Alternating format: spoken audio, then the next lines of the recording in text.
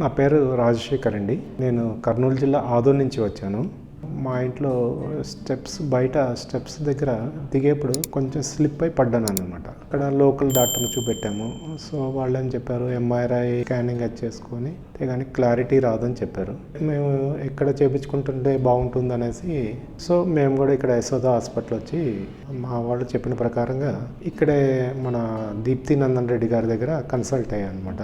Sir వాళ్ళు MRI scanning అది చేసుకొని చూసి మాకు ఈ రైట్ హ్యాండ్ కప్ రిపేర్ అనమాట.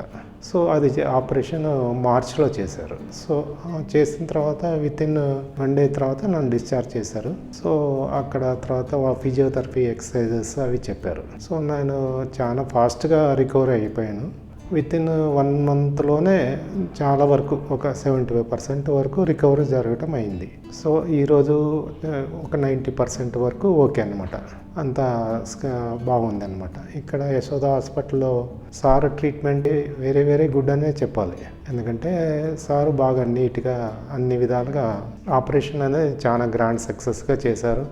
ప్లస్ స్టాఫ్ కూడా ఇక్కడ చాలా బాగున్నారండి. స్టాఫ్ అంటే మనకి ట్రీట్మెంట్ అయిన తర్వాత వాళ్ళు మనతో సహకరించడం, ఫిజియోథెరపీలో కూడా వాళ్ళు ఎట్లా ఎక్సర్సైజ్ చేయాలి అనేది చాలా నీట్గా, అంటే అందరికీ అర్థమయ్యేట్లుగా అనమాట.